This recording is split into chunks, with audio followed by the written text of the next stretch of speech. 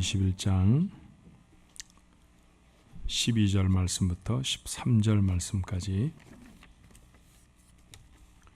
제가 봉독을 합니다. 예수께서 성전에 들어가사 성전 안에서 매매하는 모든 사람들을 내쫓으시며 돈 바꾸는 사람들의 상과 비둘기 파는 사람들의 의자를 둘러부시고 그들에게 이르시되 기록된 바 내 집은 기도하는 집이라 일컬음을 받으리라 하였거늘 너희는 강도의 소굴을 만드는도다 하시니라. 아멘. 기도해 주신 덕분에 2주간 동안 한 12일 정도 되는 것 같아요. 10일부터 시작해서 22일 날 일정을 마쳤으니까 한국의 5곳의 총회를 무사히 잘 참석하고 돌아왔습니다. 5곳의 총회가 다 다른 도시에서 열리더라고요. 뭐 옛날에 뭐 서울 찍고 대전 찍고 뭐 이런 얘기가 있었는데 제가 이번에 딱 그랬습니다. 용인에 갔다가 천안에 갔다가 대구에 갔다가 서울에 갔다가 인천에 갔다가 뭐 이렇게 돌아다니게 됐는데 총회에 참석하고 뭐 돌아온 소회는 먼저 또 나눌 수가 있겠지만 한국의 가을 들판 여러분이 걱정 안 하셔도 될 정도로 이쁘더라고요. 막 벼가 있고 있어서 참 이뻤습니다. 제가 확인한 2가지 사실 중에 하나, 첫 번째, 한국은 여전히 이쁩니다. 아름답습니다. 걱정 안 하셔도 될 것 같아요. 2번째 제가 확인한 것, 천당 아래 분당이라면서요. 그런 얘기 많이 있죠. 천당 아래 분당. 들을 때 괜히 불편해요. 우리 샌프란시스코에 사는 사람은. 제가 그래서 확인해 보니까 천당 아래 분당 아닙니다. 샌프란시스코입니다. 우리가 훨씬 아름답습니다. 자, 옆에 분들하고 같이 한번 인사할까요? 그럼 멋진 곳 살게 하신 하나님 감사합니다. 같이 한번 인사하십시다. 하나님의 은혜가 얼마나 큰지 몰라요. 더 가지려고 하지 마십시다. 가지고 있는 것이 얼마나 귀한 것인지 확인하는 은혜가 있기를 바랍니다.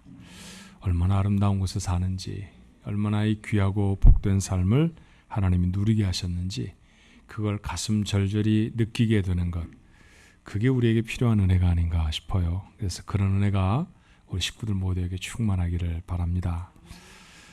이번 주말에 저희들이 부흥회 시작하죠. 금요일부터 시작해서 토요일, 주일 이렇게 사흘 동안 부흥회를 하는데 전에 2년에 한 번씩 하다가 1년에 한 번씩 합시다. 한번 기도하고 말씀 좀 한번 다시 한번 마음에 담는 어떻게 이렇게 함축된 영어로 말하면 좀 인텐시브한 그런 시간이 좀 우리에게 영적으로 필요하지 않겠습니까? 그래서 시간들을 좀 바꿔서 제가 올해도 부흥회를 하게 됐는데 이번에도 부흥회 기간 동안에 여러분에게 큰 은혜가 있기를 바랍니다. 교회를 이룬 저희들 또 하나하나 하나님이 허락하시는 교회라고 불러주셨던 우리의 삶이 이번 부흥회 때 어떤 자세로 하나님 앞에 나아가야 할까? 과연 우리가 이룬 교회는 어떤 모습이어야 하고 그 교회를 이룬 우리는 어떤 은혜를 사모해야 할까? 오늘 말씀을 통해서 우리 함께 나누었으면 좋겠습니다. 오늘 본문의 상황은요. 6월절입니다. 때는 6월절이에요. 다음 주 내일이죠. 내일이 우리는 뭐 그냥 그렇게 지나가지만 사실은 한국은 굉장히 큰 명절이잖아요. 뭡니까? 추석이잖아요. 이제 추석. 도도 덜도 말고 한가비만큼만 되라. 그렇게 풍성한 계절이 바로 추석인데 그런 참 좋은 절기.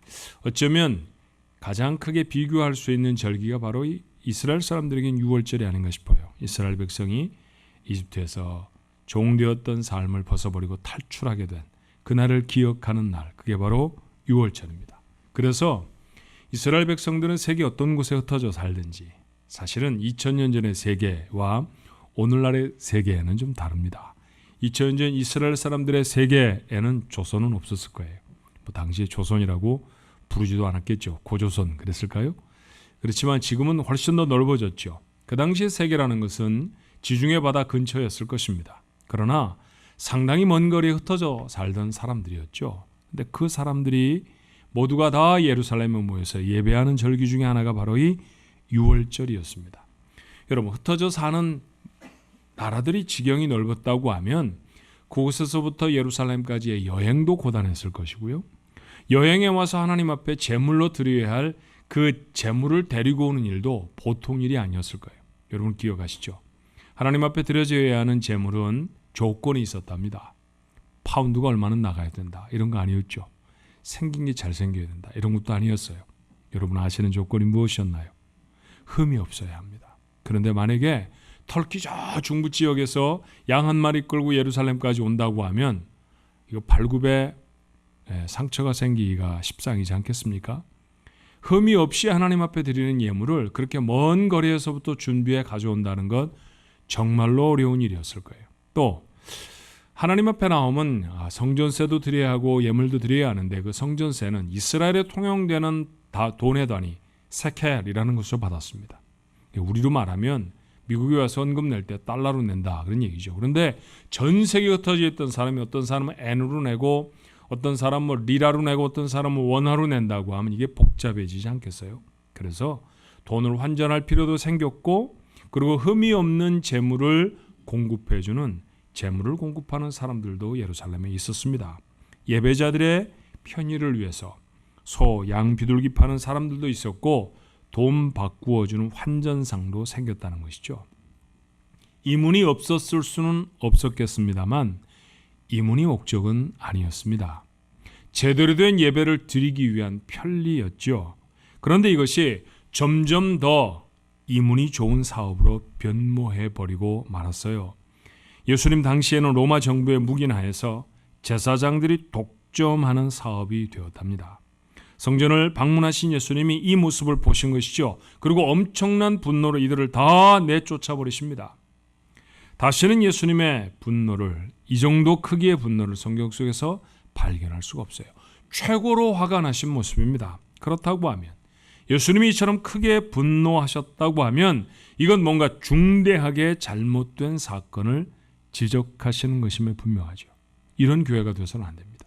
그러니 오늘 우리가 이 사건을 반면교사로 삼아서 과연 우리 속에서 덜어내야 할 것은 무엇이고 채워야 할 것은 무엇인지 확인할 수 있어야 한다고 생각했어요.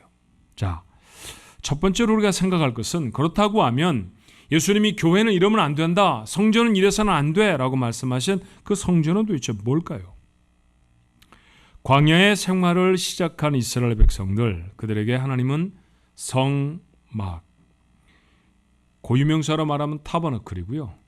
그저 쉽게 뜻을 이렇게 새겨서 좀 번역을 해보면 아마 홀리 텐트 그 정도 될 겁니다. 거룩한 장막이잖아요. 그죠?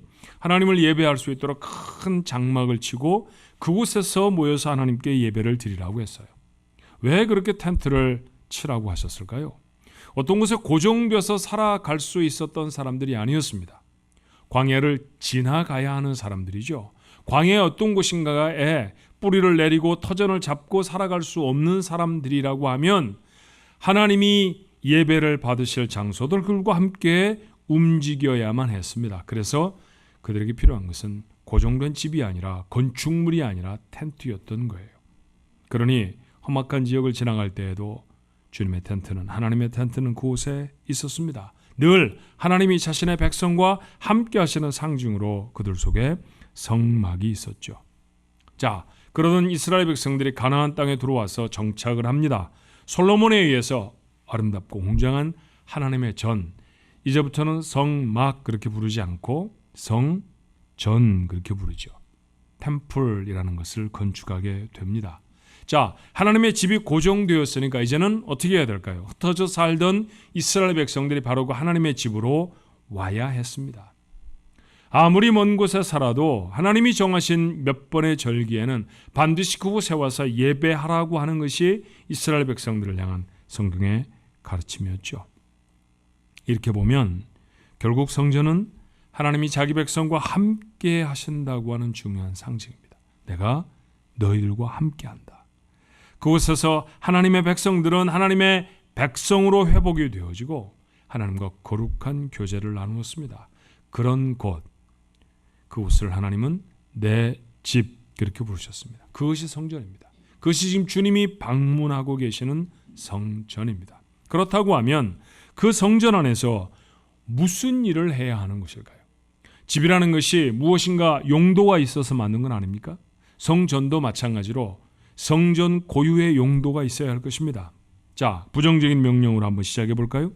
똑같은 사건을 요한은 좀 더 소상하게 이렇게 기록해요. 요한복음 2장 14절로 16절에 오늘 우리가 읽었던 마태복음 21장의 사건을 똑같이 기록하는데 표현이 좀 다르죠. 자, 읽어봅니다. 성전 안에서 소와 양과 비둘기 파는 사람들과 돈 바꾸는 사람들이 앉아있는 것을 보시고 노끈으로 채찍을 만드사 양이나 소를 다 성전에서 내쫓으시고 돈 바꾸는 사람들의 돈을 쏟으시며 상을 엎으시고 비둘기 파는 사람들에게 이르시되 이것을 여기서 가져가라. 내 아버지의 집으로 장사하는 집을 만들지 말라 하시니. 자, 주님이 분노하시며 하셨던 일갈, 그 외침은 무엇이었습니까? 아버지의 집으로 장사하는 집이 되게 하지 마라. 장사하는 집이 아니어야 합니다. 성전은 장사가 되어지는 곳이 아니어야 한다라는 것이죠. 자, 이 말을 우리가 기억할 수 있도록 첫 번째 이렇게 생각해 보십시다. 성전은 세상과는 다른 곳이어야 합니다. 그런 의미입니다. 장사하는 일이 나쁜 걸까요? 그럼 여러분 대부분은 다 나쁜 짓 하다 온 사람들 아니에요. 그죠? 일주일 내에 나쁜 짓 하다 온 사람 아닙니까? 회사 장사하는 곳 아닙니까? 장사를 대규모로 벌려놓고 하면 회사라고 말하잖아요. 그러니 회사를 다니든 아니면 조그마한 자영업을 하든 우리 모두는 다 생존의 방법으로 장사라는 걸 합니다. 그런데 그 장사 자체가 나쁘다는 얘기일 수는 없는 것이죠. 세상에 나가서 우리는 그런 일을 하며 살지요. 그런데 오늘 주께서 우리에게 가르쳐 주시는 말은 뭘까요? 교회 안에서 해야 할 일은 아니라는 거예요. 이 말씀이 우리에게 깨닫게 하는 중요한 교훈은 무엇입니까? 하나님의 일을 하는 방법과 세상의 일을 하는 방법은 분명히 달라야 한다라는 거예요. 가치를 측정하는 기준이나 목적을 이루어가는 방법이 사업을 꾸려가는 것과는 달라야 합니다. 여러분에게 규모가 얼마이든지 간에 어떤 기업을 주셨다고 하면 그 기업을 잘 운영해서 그것이 회사이든지 아니면 뭐 자영업이든지 아니면 누군가의 회사의 인플로이로 여러분이 근무를 하시든지 그것이 어떤 종류이든지 간에 여러분 열심히 노력을 잘해서 하나님이 여러분에게 주시려고 하시는 물질을 얻어야 할 것입니다. 그런데 교회는 그런 목적으로 살아가는 것이, 교회는 그런 목적 때문에 존재하는 것이 아니라는 거예요. 오늘날의 교회의 목표는 뭘까요? 제가 한국교회를 방문하면서 총회라는 것은, 장로교회는 이런 법을 갖고 있잖아요. 교회를 인도하고 다스리는 기관으로 당회라는 것을 둡니다. 마치 교회 공동체의 아버지 같은 역할을 하는 것이죠. 그러니까 당회들이 모여 있는 것을 한 지역의 교회들의 연합회, 노회 그렇게 불러요. 그래서 1년에 2차례 정도 제가 노회로 모여서 목사님을 인준하기도 하고, 어떤 자격을 가지고 있는 목사님인지 아닌지, 어떤 지교회에 가서 섬겨야 하는지 아닌지 그런 것들을 구분하는 그런 일들을 하는 것을 노회라고 말을 하고요. 이 흩어져 있는 노회들을 모아서 그 노회가 하나님의 말씀대로 잘 운영되고 있고 교회를 잘 서포트하고 있는지를 다시 한번 확인하는 그런 단체를 총회 그렇게 말해요. 한국에 있는 장로교 총회들 이제 제가 다녔으니까 모든 교회들이 다 들어와 있는 거죠. 어떤 총회는 산하의 교회가 한 5,000개, 6,000개쯤 있는 총회도 있었고요. 적은 총회도 2,000여 교회를 가지고 있었습니다. 그러니까 수천 개의 교회를 만난 거예요. 근데 그 수천 개의 교회들, 수만 개의 교회들, 가장 큰 바람이 뭘까요? 안타깝게도 큰 교회가 되는 것이었습니다. 누군가를 소개할 때 그분이 참 유능하고 좋은 목사님이라고 하면 반드시 따라붙는 수식어가 있습니다. 큰 교회 목사님이십니다. 그죠? 어떤 교회가 참 좋다고 말할 때 반드시 소개되는 일이 있었습니다. 그 교회, 그 지역의 제일로 큰 교회입니다. 저도 그렇게 소개를 받았어요. 참 마음이 소개를 받을 때마다 마음이 불편하더라고요. 샌프란시스코에 있는, 하나 더 있었네요. 샌프란시스코에 있는 아름다운 교회입니다. 이것도 있었습니다. 저한테는. 그러니까 좀 덜 미안해도 될까요? 여러분, 교회는 정말 큰 교회가 목표가 되어야 할까요? 그런 얘기를 자꾸 나누면서 제가 이런 생각을 했습니다. 세상에 등치를 자랑하는 건 딱 두 가지밖에 없는 것 같다. 첫 번째는 깡패고 두 번째는 교회가 아닐까 하는 생각이 들었어요. 뭐가 다릅니까, 여러분? 자기의 크기를 자랑하는 것, 그건 가장 유치하고 치졸한 방법 아닐까요? 교회의 목표가 정말 그래야 합니까? 큰 교회가 목표입니까? 저는 절대로 그렇지 않습니다. 제가 추구하고 제가 바라는, 제가 여러분과 함께 이루고 싶은 교회는 건강한 교회입니다. 큰 교회가 아니라 건강한 교회. 외형으로 영향력을 세상에 막 끼치는 그런 교회가 아니라 하나님의 영광을 받으실 수 있는 교회. 그런 교회, 정말 교회가 바라고 목표해야 될 교회가 아닌가 하는 생각이 들어요. 큰 교회를 이루려고 하면 어떻게 그 교회를 이루어야 할까요? 수단과 방법을 가리지 않고 해야 합니다. 어떤 목사님이 작은 교회를 하시는 분이에요. 그죠? 큰 교회, 작은 교회로 시작했으니까 그냥 오늘만 제가 좀 그런 용어를, 제 마음에 합당한 표현은 분명히 아닙니다만 제가 그런 표현 잘 안 하잖아요. 여러분 아시다시피. 오늘 한번 해보십시다. 작은 교회 섬기는 목사님인데 분노가 가득해서 이렇게 말씀하시더라고요. 목사님, 저는요 큰 교회에다가 불을 질러버리고요, 그 다음에 제가 천국에 가버렸으면 좋겠어요. 작은 교회를 하는 분이었어요. 이 동네에 2층 상가를 하는, 그런 2층 상가에 한 칸을 얻어서 교회를 하시는 분이었습니다. 그런데 큰 교회, 교인들을 태우고 가는 정류장이 바로 자기 교회 앞이라는 거예요. 그 교회를 향한 분노가 이분 속에 이글이글했습니다. 필요가 있어서 그랬을 수도 있고요. 그것의 전후 사정을 잘 모르니까, 누가 얼마나 잘못했는지 전 잘 모릅니다. 그렇게 과격하게 말씀하시는 그 작은 교회, 속칭 그 목사님의 표현도 옳다고 말할 수는 없겠죠. 그런데 여러분, 만약에 교회가 자기 덩치를 키우는 것이 교회의 모든 목적의 가장 중심에 서 있다고 하면 이와 같은 부조리, 이와 같은 분노는 결코 사라지지 않을 겁니다. 오늘날의 많은 대형 교회 주보들, 제가 방문하는 곳들마다 교회 주보들을 발견하게 됐죠. 거의 대부분의 교회가 온라인 구좌를 주보 안에 넣어 놓았더라고요. 만약 이것이 사람은 오지 못하더라도 돈은 꼭 보내십시오 라고 하는 의도라고 하면 이건 분명히 잘못된 겁니다. 왜냐하면 교회는 돈을 모으는 곳이 아니기 때문이에요. 여러분, 교회가 헌금을 모으는 장소입니까? 그렇지 않잖아요. 교회는 하나님의 사람들이 모여서 하나님 앞에 예배드리는 곳이어야 되지 않습니까? 그 교회 공동체를 유지하고, 아니 더 크고 거창하게 표현해 그 교회 공동체 안에 주어진 사명을 감당하기 위해 아무리 많은 돈이 필요하다 할지라도 그 돈이 목적이 되는 장소는 절대로 될 수가 없는 것이죠. 하나님의 교회는 돈을 모으는 것이 목표가 될 수 없습니다. 이 세상에 존재하는 어떤 교회, 우리 교회처럼 중앙교회로 이름을 붙이든 아니면 진짜 뜻을 세워서 주님의 교회라고 이름을 붙이든 다 주님의 교회입니다. 그렇죠? 이 세상에 세워진 교회, 주님의 교회가 아닌 교회는 하나도 없습니다. 그렇다고 하면 그 목표는 주께서 원하시는 예배와 복음의 전파, 그리스도의 형상을 닮아가는 것, 아름다운 교제와 선행, 이런 것이어야 할 것입니다. 방법, 어떻게 해야 될까요? 돈 모아서 하는 것 아닙니다.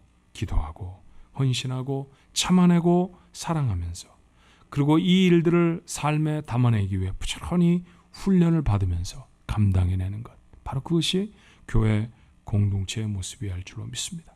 세상의 기관과 다른 곳이어야 한다는 것이죠. 저는 다른 교회를 비판하기 위해 이 말을 여러분과 함께 나누는 것은 아닙니다. 과연 우리 교회가 목표를 잃어버리고 하나님이 원하시는 교회의 모습을 잃어버린 부분은 없는가, 이번 부흥회 때 확인할 수 있었으면 좋겠어요. 다시 한번 마음에 담으며 하나님이 원하시는 교회의 본질의 모습을 되찾아가는 그런 부흥의 기간이 되어지기를 간절히 바랍니다. 두 번째로, 성전은 하나님을 만나는 곳이어야 합니다. 그래서 장사하는 곳이 되지 말으라고 주님은 말씀하십니다. 다시 주님이 하신 말씀을 한번 볼까요? 마태복음 21장 13절의 말씀에 그들에게 이르시되 기록된 바 내 집은 기도하는 집이라 일컬음을 받으리라 하였거늘 너희는 강도의 소굴을 만드는도다 하시니라. 자, 이 말씀은 구약 성경의 두 구절을 합해서 주께서 하신 말씀이에요. 이사야서 56장에 있는 말씀과 예레미야서 7장에 있는 말씀의 인용입니다. 자, 첫 번째로 이사야서 56장 7절에 인용하신 말씀을 원문으로 봅시다. 내가 곧 그들을 나의 성산으로 인도하여 기도하는 내 집에서 그들을 기쁘게 할 것이며 그들의 번제와 희생은 나의 제단에서 기꺼이 받게 되리니 이는 내 집은 만민이 기도하는 집이라 일컬음이 될 것입니다. 성전은 기도하는 집이라고 말씀하십니다. 그렇다고 하면 교회 공동체는 기도하는 공동체여야 한다는 것이죠. 조금 이 말씀을 넓혀서 이해하면 하나님과 교제하는 사람들이라는 말입니다. 기도라는 것은 하나님께 드리는 말이잖아요. 그죠? 하나님이 하시는 말씀을 담는 것도 기도를 통해 하지 않습니까? 그러니 기도라는 말은 하나님과의 교제를 걷는 가장 정확한 말 중에 하나입니다. 깊은 죄악을 하나님 앞에 내려놓고 사함을 얻는 것. 우리가 오늘 예배를 시작하면서 드렸던 찬양처럼 말이죠. 그렇게 하나님의 자녀로 회복이 되어지고 그 기쁨으로 찬양을 하나님 앞에 드리고 가슴으로 하나님의 말씀을 듣고 진실한 마음으로 하나님의 도우심을 구하는 사람들, 그게 성도이고 그게 교회입니다. 그런 하나님과의 교제가 되어지는 곳, 그곳이 교회여야 합니다. 우리 교회는 정말 그런 교회로 나아가고 있나요? 우리의 속에서 부족하고 연약한 부분이 있다고 하면 한번 다시 점검하고 나와 하나님과의 교제, 나와 하나님과의 관계가 정말 돈독해져 있는 곳인지, 만약 부족한 부분이 있다고 하면 회복되는 부흥의 기간이 되었으면 좋겠습니다. 세 번째로, 예배하는 척 하는 사람들이 아니어야 합니다. 자, 예수님이 인용하신 말씀 중에 또 하나의 말씀은 예레미야 7장에 있는 말씀이에요. 9절로 11절의 말씀에 이런 말씀이 있습니다. 너희가 도둑질하며 살인하며 간음하며 거짓 맹세하며 바알에게 분향하며 너희가 알지 못하는 다른 신들을 따르면서 내 이름으로 일컬음을 받은 이 집에 들어와서 내 앞에 서서 말하기를 우리가 구원을 얻었나이다 하느냐? 이는 이 모든 가증한 일을 행하려 함이로라. 내 이름으로 일컬음을 받는 이 집이 너희 눈에는 도둑의 소굴로 보이느냐? 보라, 나 곧 내가 그것을 보았노라. 여호와의 말씀이니라. 주님이 마태복음 21장에 하신 말씀 똑같은 말씀이잖아요. 왜 도둑의 소굴이라고 주님은 말씀하셨을까요? 그들의 삶이 따라오지 않았다는 얘기입니다. 예레미야가 지적하는 게 무엇이었습니까? 성전 밖에서는 하나님과 아무 관계도 없이 살다가 성전에 들어와서는 마치 하나님의 백성인 것처럼 말하지 말라는 경고입니다. 그런 행동은 강도들의 소굴에서는 하는 짓이라는 거죠. 성전은 예배하는 곳입니다. 교회는 예배하는 공동체여야 합니다. 대다수 제사를 위해 성전에 모여있는 사람들을 향해서 주님은 너희들이 하는 것은 예배하는 것이 아니라고 말씀하십니다. 내가 더 좋은 재물을 먼 곳에서 여행에 돌아오는 우리 동포를 위해 줘야지 라고 하는 마음에 재물을 준비한 사람이 몇이나 되었을까요? 주님이 보시기엔 거의 없다는 것이죠. 내가 이것을 팔아서 몇 푼을 더 남길 거야, 내가 돈을 더 많이 벌어서 더 잘 살 거야 라는 목적으로만 그곳에 모여 재물을 팔고 있다고 하면 이것은 하나님 앞에 나가 예배하는 사람의 모습은 아니라는 것입니다. 이 말씀 앞에 서면 수없이 예배를 인도하였던 목사인 저 자신에게도 부끄럽기가 짝이 없어요. 나는 예배하는 척 했던 적이 없나. 몇 년 전인가 태국의 기독교 교단에서 운영하는 신학교에 졸업식이 있었는데 그 졸업식에 축사를 하게 됐어요. 초청을 받아서 축사를 하기 위해 딱 서서 강대상 위에 서 있는데 일단은 많이 더웠습니다. 태국이라는 곳이 더운 나라잖아요. 그런데 모두가 다 정장을 하고 계셔서 뭐 짧은 팔 짧은 옷 뭐 이런 게 입을 수가 없어서 저도 이제 정장을 하고서 이제 강대상 위에 서 있는데 제법 땀이 나더라고요. 땀이 나서 그랬을까요? 찬송을 부르는데 분명히 제가 아는 찬송이에요. 근데 가사가 생각이 안 나는 거예요. 여러분, 제가 얼마나 마음에 자책이 들었는지 아십니까? 수없이 불렀던 찬송이라 곡조 너무너무 잘 아는 찬송인데 이 사람들이 태국어로 막 부르고 있는데 한국말로 가사가 생각이 나질 않습니다. 영어로요? 더 생각이 안 나죠. 아, 내가 이 찬송을 부를 때마다 나는 그냥 불렀었겠구나. 그냥 불렀던 것이겠구나. 부르는 척하면서 하나님을 찬송하는 그 마음, 하는 척하는 마음, 그렇게밖에는 서 있지 않았던 나는 아니었나. 그래 제 마음속에 큰 후회와 그리고 하나님을 향한 죄송함이 있었던 적이 있었습니다. 여러분들은 어떠신가요? 하나님 앞에 예배하는 척하는 사람들은 아닙니까? 오늘 우리의 삶이 예배드리기 위해 이 자리에 오기 전에 우리의 삶을 다 담고 이 자리에 와 있다는 사실 아십니까? 하나님 앞에 나아가야 하는 것이죠. 예수님이 말씀하셨을 때 그 중에 바리새인들이 있었을 것입니다. 예수님 당시에 가장 준열한 책망을 들었던 사람들이죠. 오해하지 마십시오. 당시 그들보다 더 종교적인 사람들 없었습니다. 일주일에 이틀은 금식하는 사람들이었고 자신들의 음식에 쳐먹는, 이렇게 쳐서 먹는, 이게 막 함부로 먹는 게 아니고요. 음식에 쳐서 먹는 고춧가루, 소금 이런 거 말하는 거예요. 거기서도 11조를 떼던 사람들이었어요. 왜냐하면 소금이나 후춧가루와 같은 것은 굉장히 귀한 향신료들이거든요. 그러니까 그것을 사용할 때 그것을 얻은 것의 10분의 1을 떼 하나님 앞에 드리는 사람들, 그 사람들이 바로 바리새 사람들이었습니다. 기도의 생활을 얼마나 열심히 했는지 몰라요. 자신의 옷에 기도 문구를 쓰고 집 모퉁이마다 해서 큰 소리를 높이며 기도하던 사람들이 바리새 사람들이었죠. 그런데 삶이 변화되지 않는 삶을 안타까워하지도 않는 그들의 모습을 보고 주님 뭐라고 말씀하십니까? 겉은 번드르르하게 치장해 놓았는데 속 알맹이는 하나도 바뀐 것이 없는 회칠한 무덤과 같다고 말씀하십니다. 제사장들도 있었을 것입니다. 백성을 하나님께로 인도해내야 되는 사람들이죠. 그런데 그들의 행위는 오늘 어떤 걸까요?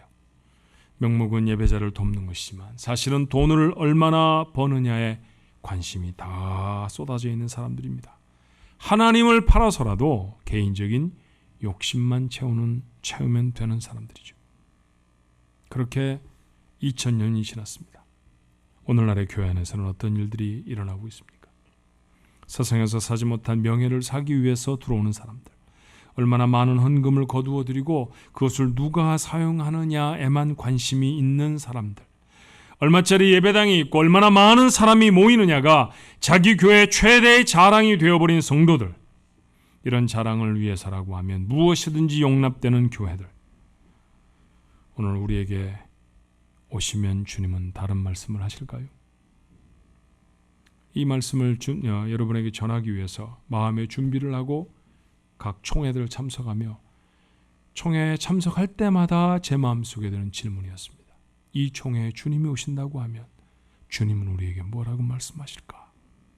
마태복음 21장에 했던 그 책망의 모습을 우리는 듣지 않게 되어질까?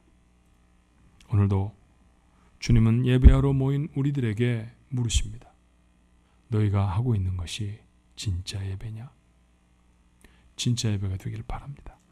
여러분이 드리는, 제가 드리는 이 예배가 진짜 예배가 되어져야 합니다. 삶이 동반되어진 예배이죠. 여러분, 예배하러 나오는 것도 중요하지만 예배를 마치고 돌아가 다음번 예배를 준비한 여러분의 삶이 더 중요하다는 사실을 기억해야 합니다. 예배는 어떤 삶의 맺음이 아니라 어떤 삶의 시작입니다. 이렇게 시작한 한 주간의 삶, 그 삶을 가지고 다음번 예배에 나오십시오. 그렇게 하나님 앞에 영광을 돌리는 사람들, 그게 우리였으면 참 좋겠습니다. 그런데 성경은 엄청난 선언을 해요. 고린도전서 3장 16절로 17절의 말씀이죠. 너희가 하나님의 성전인 것과 하나님의 성령이 너희 안에 계시는 것을 알지 못하느냐? 누구든지 하나님의 성전을 더럽히면 하나님이 그 사람을 멸하시리라. 하나님의 성전은 거룩하니 너희도 그러하니라. 이제는 우리 자신이 하나님이 거하시는 성전이라고 말해요. 우리의 몸된 성전은 주님의 책망에서 자유로울까요? 우리의 몸을 돈 벌고 세상 재미를 취하는 것으로만 사용하고 있는 것은 아닙니까? 기도하는 몸이어야 합니다. 하나님의 말씀을 몸으로 실천하는 그 몸이 되어야 합니다.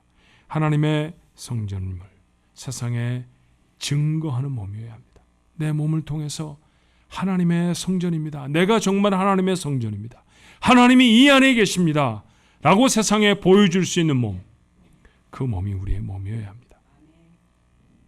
오래전에 미국 남부 지역에 있는 치기 어린 젊은이들이 장난을 쳤어요. 그건 뭐냐 하면 길가에 세워진 도로 표지판 아시잖아요. 이리로 가면 길이고 이리로 가면 낭떠러지입니다. 뭐 이런 건데 돌려놓은 거예요. 예, 낭떠러지로 가는 곳이 길인 것처럼. 그 다음에 낭떠러지다라고 표현되어지는 곳을 길 쪽으로 이렇게 바꿔 놓았죠. 낄낄대면서 얼마나 재밌었을까. 이야 재밌다. 막 그렇게 했을 거예요. 그런데 불행하게도 그 표지판을 그대로 믿고 달리던 자동차가 그만 낭떠러지로 떨어져 버리게 됐고요. 그리고 그 차에 타고 있는 사람들이 죽었습니다. 수사가 시작되어져서 표지판을 바꿔버린 젊은이들이 체포되게 됐습니다. 여러분, 그들이 했던 행위는 사람을 죽일 행위가 아니었어요. 표지판을 바꾼 것에 불과했습니다. 그런데 그들에게 적용된 죄목은 2급 살인죄였습니다. 사람을 죽인 죄였다는 것이죠. 그 사람들 때문에 사람이 죽여졌다라는 것입니다. 우리의 몸이 주님을 가리키는 표지판에서 세상을 가리키는 표지판으로 변질되어 버리면 하나님 우리를 벌하지 않으실까요? 여러분은 정말 하나님을 가리키는 성도들입니까? 아니면 세상을 가리키고 있는 사람들입니까? 주님이 오늘 우리 교회에 방문하시면 주님은 우리 교회를 책망하지 않으실까요? 주님이 우리의 삶에 찾아오시면 우리는 주님의 칭찬을 받을 수 있을까요? 고민하는 삶이 되어야 합니다. 하나님의 뜻대로 교회를 감당하는 것이, 인생을 살아가는 것이 사람을 모으거나 돈을 모으는 것보다 더 중요한 고민이 되어져야 합니다. 이런 거룩한 고민에 기도하지 않을 수 없는 사람들, 여러분의 모습이 됐으면 좋겠습니다. 이런 고민을 안고 하나님 앞에 한번 나아가 볼까요? 우리 교회가 정말 하나님의 교회가 되기 위해서, 내가 하나님이 말씀하시는 성전된 몸이 되기 위해서 하나님 회복해 주옵소서. 이번 부흥의 주제는 거룩한 하나님의 사람이 되라입니다. 거룩한 하나님의 사람이 되어야 합니다. 그래야 하나님을 가리키는 성전입니다. 그런 성도들이 모인 교회여야 합니다. 그 교회가 하나님의 교회입니다. 이 귀한 일을 이루어내는, 귀한 일에 도전받고 새롭게 되어지는 그런 부흥회가 되어지도록 마음을 모으고 시간을 내고 하나님 앞에 관심을 기울이고 기도의 제목들을 여러분의 가슴팍에 새기는 그런 시간이 되기를 주님의 이름으로 축원합니다. 기도하십시다. 저희들에게 기도하며 우리의 삶을 돌아볼 수 있는 귀한 기회로 부흥회의 시간을 주시니 감사합니다. 이번 금요일부터 저희가 부흥회를 갖습니다. 하나님, 우리 교회가 정말 하나님이 원하시는 교회인지 아버지 앞에 나가 고민하며 돌아볼 수 있도록, 점검해 볼 수 있도록 주님 도와주옵소서. 혹이라도 모자란 부분이 있으면 아버지 하나님 채울 수 있게 도와주시고, 방향을 잃어버린 것이 있으면 하나님이 원하시는 온전한 방향을 찾아내는 귀한 시간이 되도록 축복해 주시옵소서. 몸된 저희들의 삶, 하나하나의 삶이 과연 하나님을 가리키고 있는 성전된 삶을 살아가고 있는지, 기도해야 할 입술로 비난을 일삼으며 살아가진 않았는지, 하나님 앞에 예배하여야 하는 몸으로 돈이나 벌면서 지나버렸던 것은 아니었는지 하나님 돌아볼 수 있게 하여 주옵소서. 아버지 하나님, 부족한 부분들이 하나님 앞에 회복되어지고 새로워져서 하나님 영광을 받으실 수 있는 귀한 몸들로, 귀한 성도들로 회복되는 복된 기간이 되어지도록 부흥의 기간에 크고 놀라운 은혜를 내려 주시옵소서. 마음으로 준비합니다. 시간을 낼 것입니다. 뜻을 정해서 하나님 앞에 나아갈 것입니다. 하나님의 거룩한 은혜와 역사가 우리 모두의 삶에 임하는 귀한 기회가 되게 하여 주옵소서. 예수님의 이름으로 간절히 기도하옵나이다. 아멘.